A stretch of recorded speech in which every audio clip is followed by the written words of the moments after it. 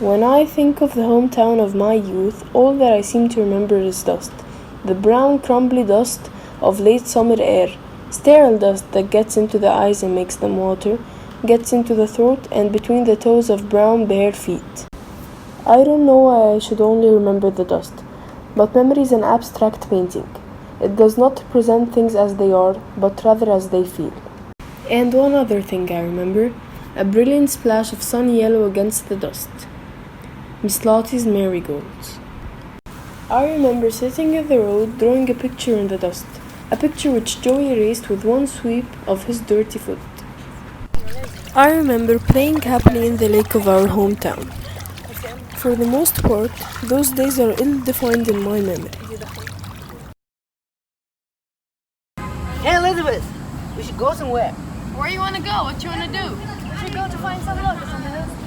Ain't no more locusts. Got them all when they're still green. Tell you what, let's go to Miss Lottie's.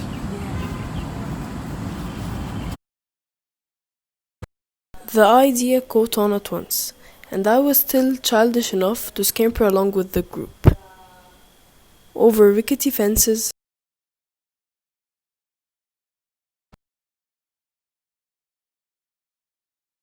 across the dirt,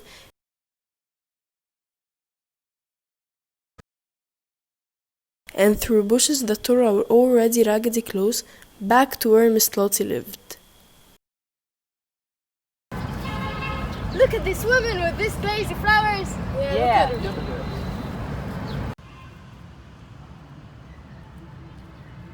We children hated those marigolds. They interfered with the perfect ugliness of the place. They were too beautiful. They said too much that we could not understand. The pebbles were collected quickly and everyone looked at me to begin the fun.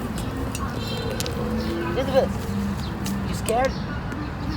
Everybody collect some stones and I'll show you how it's done. Who there? Better get! Go on home! John Berg, come help!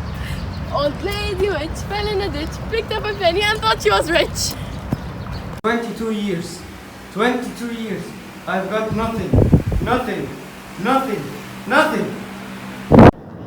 It's alright, honey. We don't need anything. Everybody's out of work now. It ain't right. No man is ought to eat from his woman's food and watch his children run wild. Nothing sorry about that. Nothing. Good care of us when you had it. Ain't nobody got nothing nowadays. I ain't talking about nobody. I'm talking about me. God knows I try. What must a man do? What must a man do? Tell me.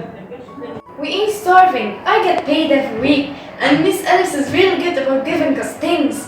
And she even let me have Mr. Ellis's coat. Darn Mr. Ellis's coat and darn their money. Do you think I want white people's leavings? Darn you though.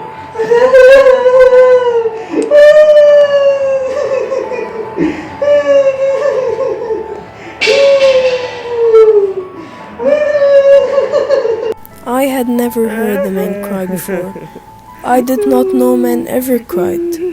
I could not cut off the sound of my father's harsh, painful, despairing sobs. How could it be that my father was crying? The world has lost its boundary lines. My mother, who was soft and small, was now the strength of our family. And my father, who was the rock on which this family had been built, was now sobbing like the tiniest child. Everything was suddenly out of tune, like a broken accordion. Where do I fit into this crazy picture? I do not now remember my thoughts, only a feeling of great bewilderment and fear. Ouch. What do you want? I'm scared. I don't want to be alone. I'm coming out. Do you want to come? Where to? Wait, I'm coming with you.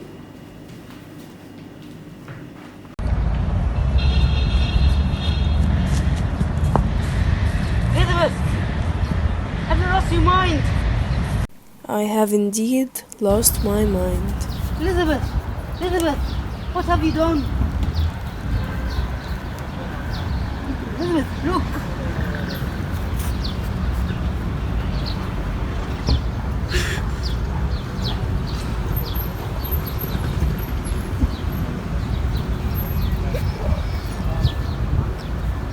That was the moment when childhood faded and womanhood began. That violent, crazy act was the last act of childhood. I gazed upon a kind of reality, one that is hidden to childhood. The witch was no longer a witch, but only a broken old woman who dared to create beauty in the midst of ugliness. I know that that moment marked the end of innocence, and that humiliating moment I looked beyond myself, and into the depths of another person. This was the beginning of compassion, and one cannot have both compassion and innocence. Hey Elizabeth, we should go somewhere. Where you wanna go? What you wanna do?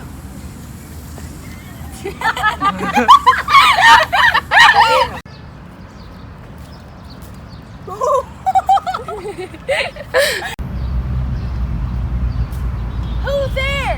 Who's there? Better get. Go on home. Everybody out of work now.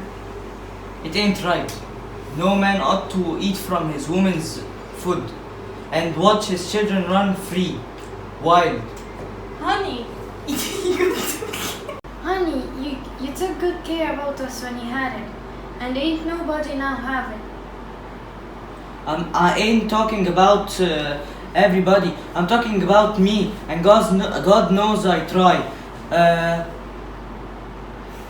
Look, honey, we ain't starving.